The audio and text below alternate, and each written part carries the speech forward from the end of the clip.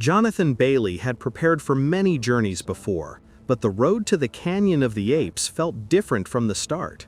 The sun over Arizona burned mercilessly, turning the asphalt into a wavering sea of heat. His car moved along endless highways, where every mile seemed to peel away the ordinary world and push him deeper into a forgotten land. On both sides stretched dry plains dotted with cacti and the skeletons of long-dead trees, while the wind carried dust that clung to his skin like a second layer. The towns he passed through looked like shadows of the past. Wooden houses leaned on broken porches, their windows shattered, paint long stripped away by storms and time. Rusted signs creaked in the hot wind, and gas stations stood abandoned with pumps eaten by corrosion. When he stopped in one of these places, the silence was so deep it felt unnatural. A faded newspaper fluttered across the road, and when he picked it up, the date on it was decades old. In the few towns where people still remained, their eyes followed him with unease. Old men on porches lowered their hats when he asked about the canyon. Women in small diners whispered when he mentioned its name. Some spoke of sounds that carried through the desert at night, long howls that seemed almost human, while others said travelers who entered the canyon never returned. Each warning was offered in hushed tones, but Jonathan felt only a growing pull to continue. The more they told him to stay away, the stronger his resolve became. As he drove farther, the road narrowed, bending around sandstone cliffs that rose like ancient guardians. The color of the land shifted from pale yellow to deep red, the rocks carved by centuries of wind into twisted shapes resembling faces, hands, and monstrous figures. The shadows cast by these formations grew longer as the sun began to set, stretching across the highway like dark fingers reaching for his tires. By nightfall, he pulled over at a ridge overlooking a vast valley. The horizon flickered with the last light of day, and below him stretched the dark outline of the canyon, a yawning scar across the desert floor. Even from a distance, it seemed alive, as though the earth itself breathed through it. He felt the vibration of the wind as it carried a sound that might have been nothing more than air moving through stone, but to his ears it was closer to a low, mournful cry. Jonathan set up his camera to capture the view, but as he looked through the lens, the image blurred. The canyon seemed to shift, its lines no longer still, as if something within stirred at being observed. He lowered the camera quickly, his heart racing, and the land appeared calm again. That night he sat by his car, staring into the vast dark ahead. The stars above the desert glimmered cold and distant, yet all he could focus on was the canyon's outline, waiting silently. He knew that his real journey would begin the next day, when he would step beyond its edge and into the heart of the legend. Jonathan reached the edge of the canyon at midday, when the sun stood directly overhead and cast no shadows deep enough to conceal what lay in front of him. The earth dropped away into a vast gorge, its walls carved by centuries of wind and water layered in red and black stone. At the bottom stretched a dry riverbed, its surface cracked like old leather and covered in pale dust. He climbed down carefully, boots crunching against gravel, until he stood on the parched channel itself. At first, the ground looked ordinary, but as his eyes adjusted, he noticed the prints. They were scattered across the riverbed, pressed deeply into the dust as if left by something heavy. Each shape bore a resemblance to the foot of a primate, yet the scale was unnatural. The impressions were nearly twice the size of a man's hand, with long, curved toes that dug into the earth. Some prints led toward the canyon's darker recesses, while others circled aimlessly, as though their makers had been pacing. He bent to examine one closer, brushing the dirt aside with his fingers. The edges were sharp, not softened by time, which meant whatever left them had passed recently. He felt the skin on the back of his neck prickle, as though unseen eyes watched from the cliffs above. His camera clicked as he tried to capture the evidence, but the pictures failed to convey the scale or the unease they carried.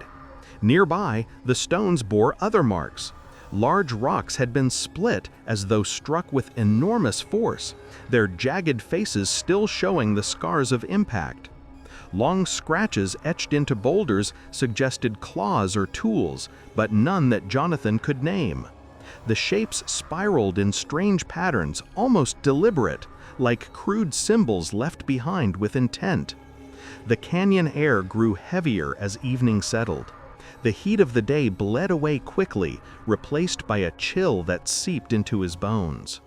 As the first stars blinked into view, Jonathan sat near his tent, pitched by the dry river, listening to the silence. It was not the silence of peace, but of expectation, as if the desert itself held its breath. Then it came. At first it was faint, rising above the whisper of wind, a long, drawn-out howl that wavered like a voice breaking under strain. The sound shifted suddenly, turning into a guttural cry that echoed through the canyon walls. It was neither fully animal nor fully human, but something caught between. The vibrations passed through the ground, rattling the stones, making the dry riverbed tremble beneath him. Jonathan's chest tightened. Every instinct told him to retreat, but he sat frozen, his hand clutching his camera, though he dared not raise it. The cry lingered in the air long after it ceased, hanging like a ghostly presence that refused to fade. For the first time, he realized that the stories he had come to chase were not remnants of myth. The canyon was alive with something restless, and whatever had left those tracks was closer than he had imagined. Jonathan moved deeper into the canyon as the daylight stretched thin, its last golden streaks sliding over the stone ridges. The path led him into what at first looked like a scattering of rocks and broken timbers, but soon revealed itself as the remnants of a town. Crumbling wooden frames leaned against each other like tired skeletons, their roofs half collapsed, their windows gaping and empty. Rusted tools lay buried in dust, and the outlines of long-abandoned cabins marked the place where miners had once built their lives. He wandered slowly between the structures, noting the silence that pressed down heavier here than in the open desert. The wind rattled loose shutters and stirred the brittle weeds that pushed through cracks in the stone foundations. Every sound seemed louder than it should have been, as if the canyon amplified the smallest motion. Inside one of the cabins, the walls were scarred by crude carvings. Words etched with knives or nails covered the wooden planks, their letters uneven and desperate. Jonathan traced them with his fingertips, reading fragments that spoke of watchers above, cries in the darkness, and warnings to leave before nightfall. Some symbols were not words at all, but jagged shapes and spirals that resembled the markings he had seen on the rocks by the riverbed. In another shack, overturned furniture lay in heaps, dust thick over every surface. Beneath splintered beams, he uncovered a battered leather book, its pages yellowed and fragile. The handwriting inside shifted from neat lines to frantic scrawls as the entries progressed. The miners had begun with notes about gold veins and daily work, but soon their words changed. They wrote of massive shapes glimpsed on the ridges, of glowing eyes that hovered in the dark, of nights when heavy stones fell from nowhere onto their roofs. One entry described figures resembling apes, towering and broad, their presence accompanied by guttural cries that echoed through the valley. As Jonathan read, he felt a cold weight in his chest. The words carried fear that seeped across decades, so vivid it seemed to rise from the paper itself. He paused, sensing the canyon around him. The stillness was absolute, but it was not empty. It was the watchful quiet of something hidden, something aware of him. The air thickened as dusk deepened, shadows stretching long across the ground. Jonathan closed the book and held it tightly, his knuckles pale. The miners had vanished without trace, leaving behind warnings etched into walls and scribbled in desperate hands. Now he walked their same path, and with every step he felt less like a visitor and more like the next name in a story that had never truly ended. Jonathan set up his camp at the base of a sloping ridge, the canyon walls rising high around him like darkened sentinels. He arranged his cameras carefully, placing them at angles that overlooked the trails and the narrow passageways carved by centuries of wind and water. The fire he built was small, just enough to push back the cold, but he felt its glow did little against the immense shadows that stretched across the rocks. The first hours of the night passed quietly. Crickets sang in uneven rhythms, and the faint rustle of wind carried dust across the camp. Jonathan kept checking his monitors, scanning for movement, recording every sound. At times, the silence returned so abruptly that it felt as though the desert itself was holding its breath. Toward the deep hours before dawn, he noticed shifts in the darkness on the ridge above. At first, it was the faintest ripple of movement, a shadow that did not belong to the rocks. Then a stone rolled down the slope, bouncing hard against the canyon floor without any cause he could see. Another followed, heavier, as though pushed by a hand too strong for accident. On his screens, shapes began to appear.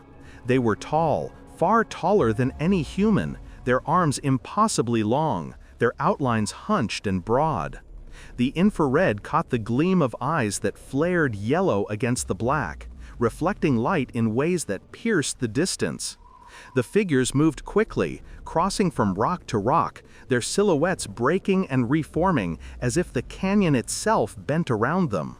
Jonathan's pulse hammered as he adjusted the lens of his camera, but the air grew heavier, pressing against his skin as if the whole gorge leaned in closer. Then it came, a sound unlike anything he had ever heard. It began as a roar, low and guttural, resonating in his chest like the bellow of a lion. But it twisted into something disturbingly human, a jagged rhythm of laughter that rolled through the canyon walls and bounced back in mocking echoes. He froze, realizing that the sound was not meant to scare away prey, but to announce the start of a hunt. His fire sputtered under a sudden draft of wind, and the darkness seemed to close in tighter. Jonathan understood with a clarity that chilled him more than the cold air. He was no longer an observer. He was the quarry, marked in a game older than the ruins he had passed, hunted under the unseen laws of the canyon's night. Jonathan's pulse hammered as he adjusted the lens of his camera, but the air grew heavier, pressing against his skin as if the whole gorge leaned in closer. Then it came, a sound unlike anything he had ever heard. It began as a roar, low and guttural, resonating in his chest like the bellow of a lion. But it twisted into something disturbingly human, a jagged rhythm of laughter that rolled through the canyon walls and bounced back in mocking echoes. He froze, realizing that the sound was not meant to scare away prey, but to announce the start of a hunt. His fire sputtered under a sudden draft of wind, and the darkness seemed to close in tighter. Jonathan understood with a clarity that chilled him more than the cold air. He was no longer an observer. He was the quarry, marked in a game older than the ruins he had passed, hunted under the unseen laws of the canyon's night. Jonathan moved deeper into the canyon with the morning light pressing down in pale, dry shafts. The air carried a faint metallic tang, and the ground beneath his boots grew uneven, cracked by years of shifting stone. His steps eventually brought him to the edge of a basin where water had once gathered. Now it lay barren, its cracked surface resembling the withered skin of something long dead. Scattered across the lakebed were bones, sun-bleached and stripped of all flesh.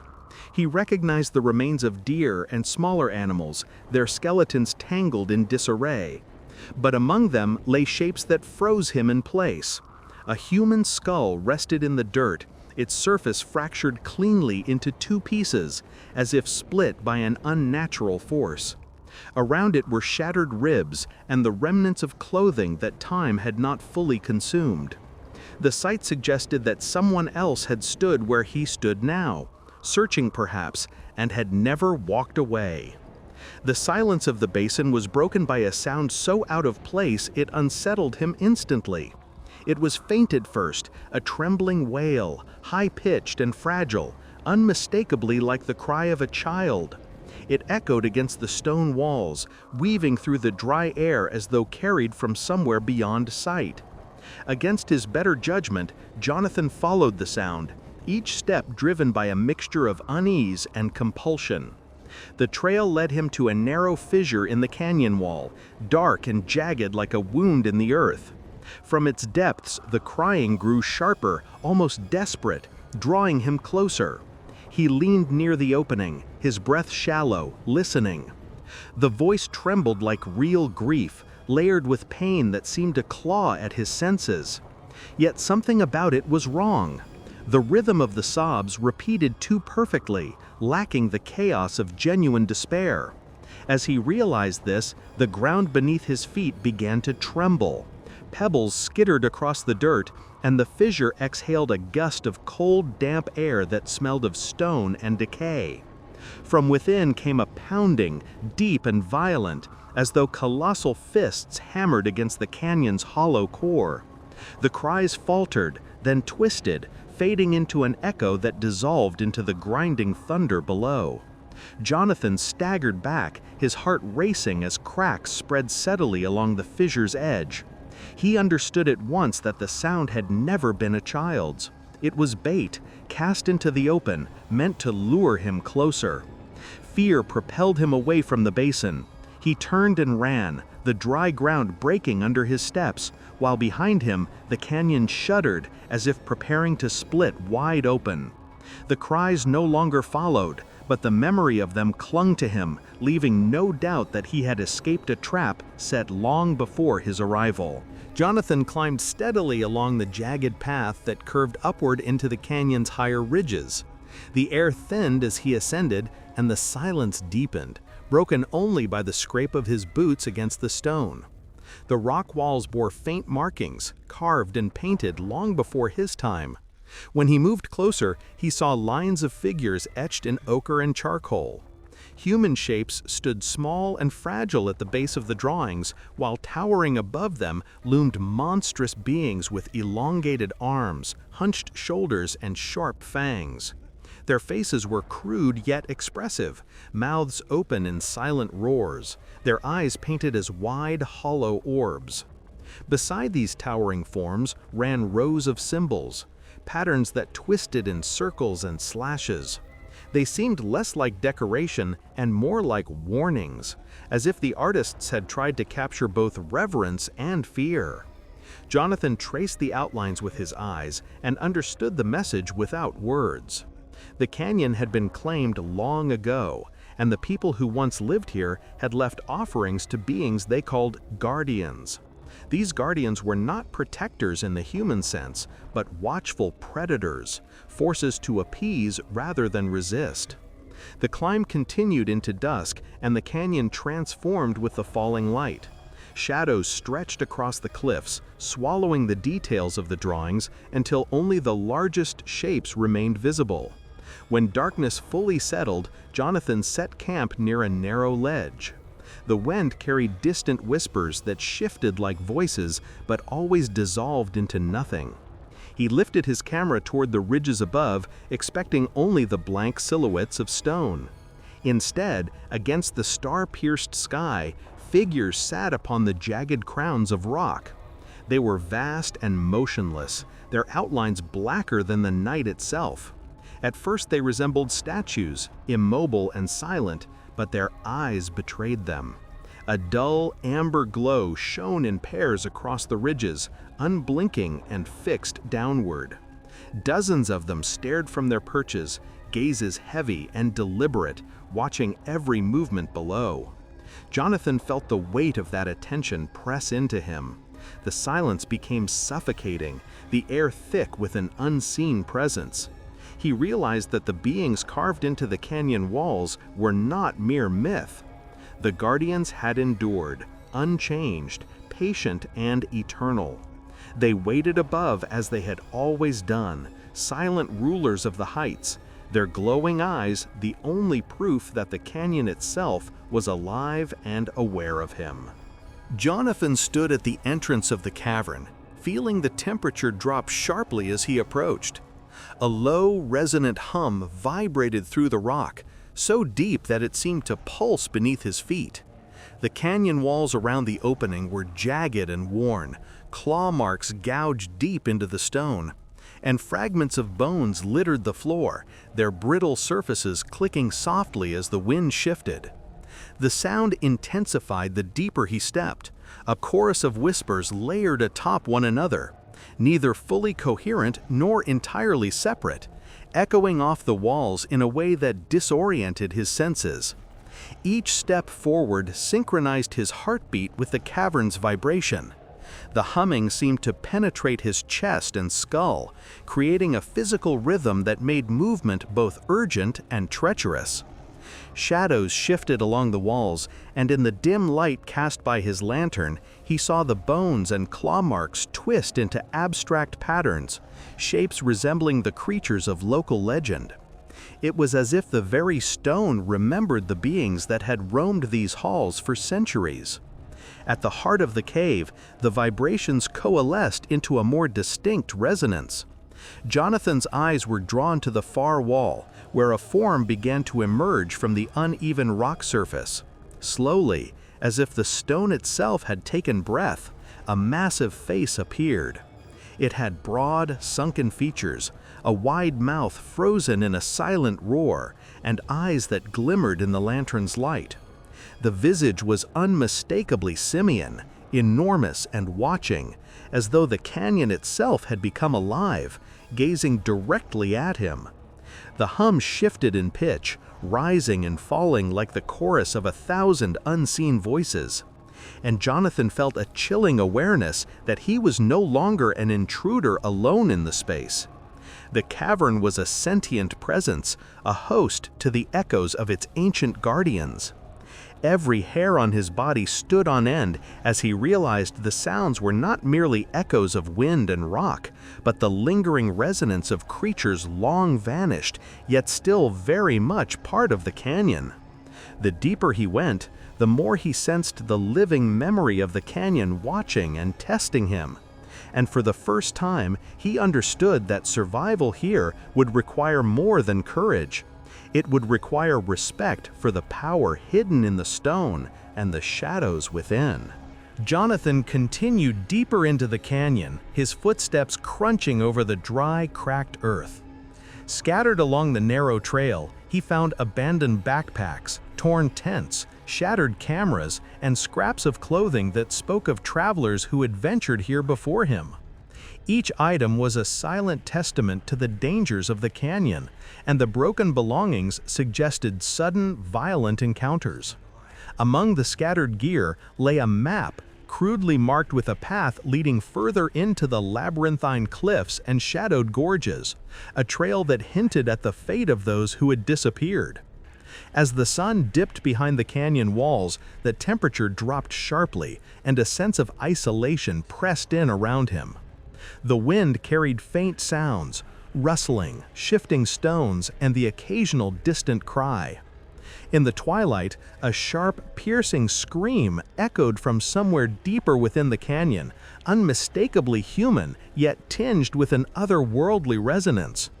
Jonathan followed the sound cautiously, his lantern casting long, trembling shadows along the jagged rocks. When he reached the source,